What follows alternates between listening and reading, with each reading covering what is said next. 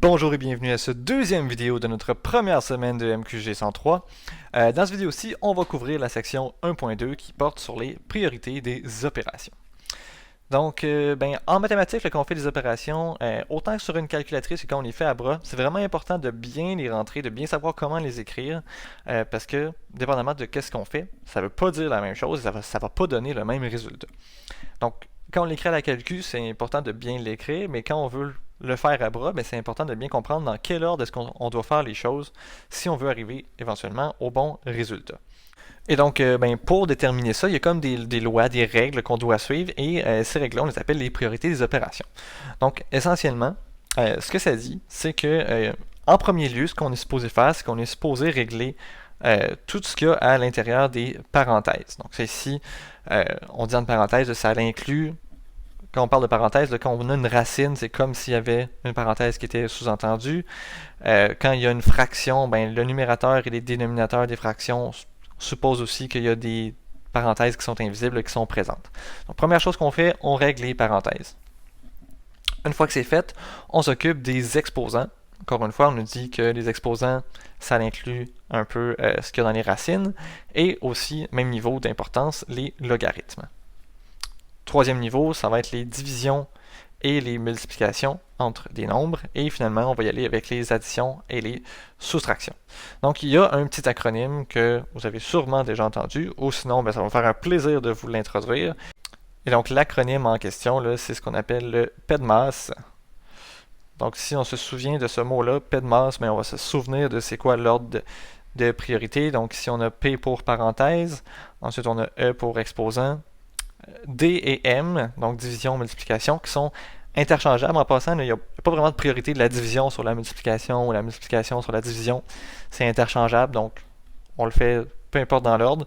Et même chose, on a addition et soustraction qui sont à la fin.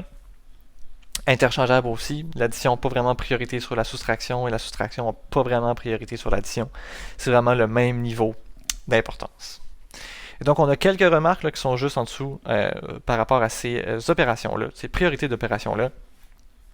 Donc, la première remarque, donc on nous dit, c'est important de se rappeler qu'une multiplication, ça peut être représenté sans symbole. Donc, souvent, on va écrire de cette manière-là, 3 fois 2 plus 1, alors qu'on devrait mettre un petit symbole au milieu, qui soit le point, soit la croix. Typiquement, avec le niveau de maths qu'on va faire ici, on va vouloir privilégier au moins le point, parce que on sera pas confus, est-ce que c'est une multiplication, est-ce que c'est une variable x. Donc au moins le point pour la multiplication, ou des fois, la plupart du temps en fait, on va juste l'omettre, ça va être sous-entendu qu'il y a une multiplication. Donc même chose pour le deuxième exemple, ici on a 5 fois racine de 4, on aurait pu mettre le petit point là, pour indiquer qu'il y avait une multiplication, mais on ne l'a pas fait. Le petit b, c'est ce que je vous disais là, au début, donc bien comprendre cet ordre de priorité-là, ça a une importance parce que ça va donner des résultats qui sont pas vraiment égaux. Donc si ici on regarde l'exemple qui est donné, ils nous disent que moins 3 exposant 2, c'est vraiment pas la même chose que moins 3 exposant 2. J'ai essayé de faire la nuance avec ma voix, là, mais vous allez le voir là, quand on va le calculer. Donc si on a moins 3 ici exposant 2, ça ici, c'est la même chose que moins 3 fois moins 3. Donc, moins fois moins, ça s'annule. Donc, ici, ça donne 9. Alors que de l'autre côté, qu'est-ce qu'on a? On a moins 3 au carré, qui en fait est la même chose que moins 3 au carré, comme ça. Et donc, ça ici, ça nous donne moins. Donc, 3 fois 3, moins 9. Oups. Donc, qui donne moins 9. Et là, on le voit là, directement, le 9, c'est clairement pas égal à moins 9. Donc, la priorité d'opération est importante à respecter. Donc, troisième point, donc c'est ce qu'on disait là, tantôt avec le numérateur, le dénominateur. Donc une fraction peut aussi s'écrire sous la forme une parenthèse divisée par une autre parenthèse. On fait typiquement pas ça tout simplement parce que ça prend beaucoup trop d'espace, mais il faut garder en tête que c'est ça en fait la même représentation. Et il y a bel et bien des parenthèses qui entrent en jeu ici. Donc il faut régler tout ce qui se passe en haut, régler tout ce qui se passe en bas, et après on peut venir faire le résultat de notre fraction. La quatrième remarque ici, donc on va le voir un peu plus tard avec les lois des exposants, mais une racine, c'est essentiellement un exposant, mais qui est écrit différemment. Donc, quand on a une racine de la forme comme ça ici, on pourrait aussi l'écrire à la manière d'un exposant, donc écrire toute notre parenthèse et mettre l'exposant par la suite. Donc, si on voit qu'une racine carrée, ça correspond à un exposant 1/2, on va revenir là-dessus, mais encore une fois, c'est quelque chose d'important à garder en tête. Et là, on va pouvoir passer à quelques exemples de priorité d'opération. On a quelques calculs à faire au travers de l'exemple 1.2.2.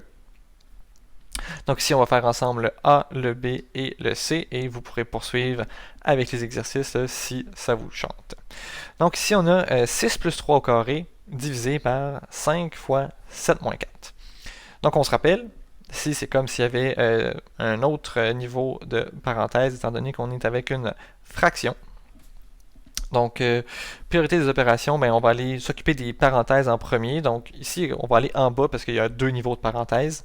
Donc, ici, c'est la même chose que 6 plus 3 au carré. Je ne vais pas réécrire les parenthèses tout le temps, mais on se rappelle qu'il pourrait en avoir. Et là, ici, on a 5 fois.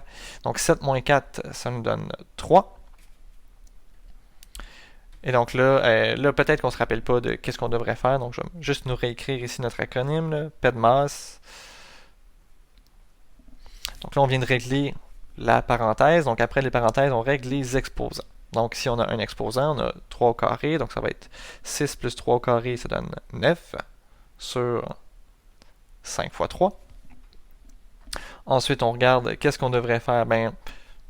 On devrait faire techniquement la multiplication, mais on se rappelle, là, ici, c'est comme s'il y avait des parenthèses.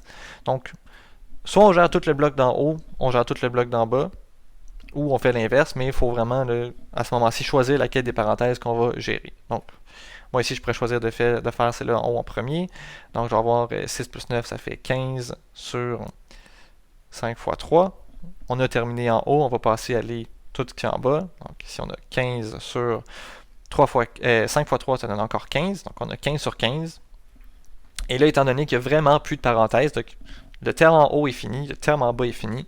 Là, on peut aller appliquer la fraction. Et là, on a 15 sur 15, ça nous donne 1. Et voilà, on a terminé le calcul. On peut y aller avec le petit b.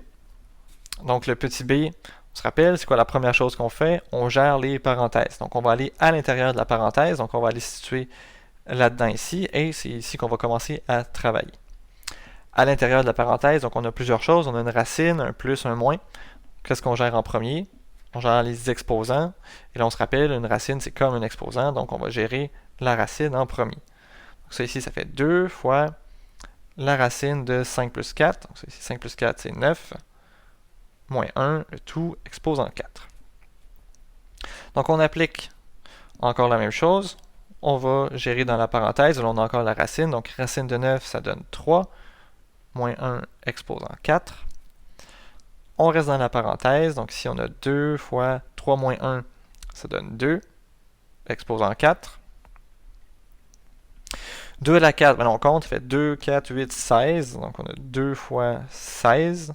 Et finalement, on a une multiplication, 2 fois 16, ça nous fait 32, et on a terminé. On peut passer à l'exemple C. On va glisser un petit peu ici. Donc, on voit là, tout de suite en partant, on a une parenthèse, donc on va aller travailler dans la parenthèse en premier. Et là, dans cette parenthèse-là, on voit qu'on a une racine, donc c'est là-dessus qu'on va travailler en premier lieu. Donc on a 5 fois, on laisse le 1/6 comme ça, on ne les touche pas. On laisse le 2 aussi comme ça, on ne les touche pas. Et là, on regarde 85 moins 4, donc ça ici, c'est racine de 81. On continue, 5... ouvre la parenthèse, 1/6 plus 2 sur racine de 81. Racine de 81, puis tu as ça au pire, tu as 9. Donc Donc là, ici, on a 1 sixième plus 2 neuvièmes. Et là, ben, on a une addition de fractions à faire. Comment est-ce qu'on gère ça? Ben, on peut gérer ça avec dénominateur commun si on veut. Sinon, on peut essayer de trouver un multiple là, qui serait un peu plus petit, mais on va y aller avec le dénominateur commun. Donc ici, on a 9 sur 54 plus 12 sur 54 encore. Donc j'ai multiplié à gauche par 9 et à droite par 6.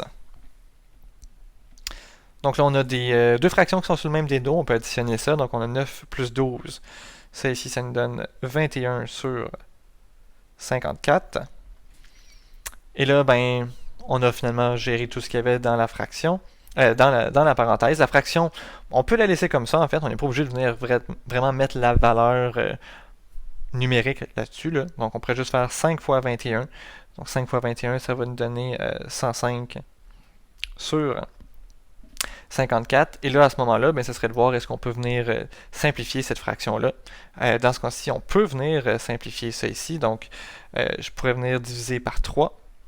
Donc, ça c'est parce que je le sais, là, mais vous pouvez l'essayer sur votre calcul. Donc, ça, c'est la même chose que 3 fois 35 sur 3 fois 18. Et là, on peut diviser par 3, diviser par 3.